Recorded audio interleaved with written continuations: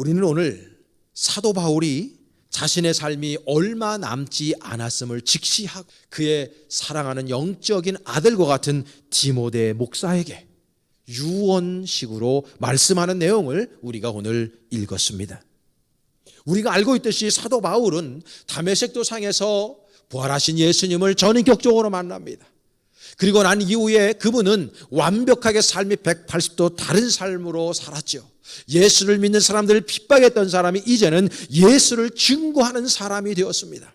그래서 그는 전 유럽을 복음화시키는 위대한 우리 기독교의 가장 중요한 복음 전도자요 선조가 되었던 것을 우리는 알게 됩니다. 그러므로 여러분, 우리가 이제는 나서야 될 차례가 되는 것이죠. 바로 사도 바울이 생명을 걸고 그 시대에 복음을 증거했다면 우리도 이 시대에 사도 바울들로 살아가야 된다라고 하는 것을 성경은 우리에게 말씀해주고 있는 것입니다. 그래서 오늘 본문을 보면 바울이 디모데에게 두 가지를 강조하고 있음을 보게 돼요. 첫 번째는 복음을 전파하라, 이렇게 말씀하고 있어요.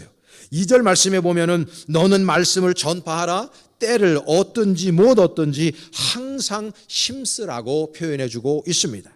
어떤 상황 속에서라도 우리는 주님의 복음을 증거하는 삶을 살아야 된다고 사도 바울이 우리들에게 메시지를 강하게 전하고 있는 것입니다. 예수님을 인격적으로 만나면 인생의 가치관이 달라집니다. 인생의 가치관이 달라지니까 인생의 결과도 달라지죠. 진정 가치 있는 인생을 살아갈 수가 있는 것입니다. 날마다 찬송소리와 감사의 소리가 넘쳐나는 인생으로 바뀌는 것입니다. 여러분, 한 생명을 예수 그리스도 안으로 이끌 때 그 인생이 기적의 인생으로 바뀔 수밖에 없는 것입니다.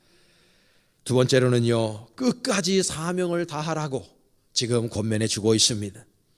오늘 보면 6절에서 7절 말씀에 보면 전제와 같이 내가 벌써 부어지고 나의 떠날 시각이 가까웠도다. 나는 선한 싸움을 싸우고 나의 달려갈 길을 마치고 믿음을 지켰다라고 바울이 고백하고 있습니다. 그러니까 지금 사도 바울은 자기의 죽음이 얼마 남지 않았다는 것을 직감하고 있는 것입니다. 그러면서 이분이 스스로가 재물된 삶을 살았다고 얘기해요. 여러분 아시죠? 구약의 재물은요, 흠이 없어야 됩니다. 다시 말해서 자기는 예수 그리스도께서 주신 사명을 따라서 흠 없는 인생을 끝까지 살아냈다고 고백하고 있는 것입니다. 그래서 그 뒤에 보면은요, 나는 선한 싸움을 싸우고 나의 달려갈 길을 마쳤고 믿음을 지켰다 라고 이야기해요. 영어 성경에 보면 I have fought the good fight. 나는 싸워왔다는 거예요. 무엇에 대해 싸워왔느냐? 선한 싸움을 싸워왔다는 거예요. 그분이 싸운 선한 싸움이 뭡니까? 복음을 위한 투쟁이었습니다. 더 나아가서 그분은 I have finished the race.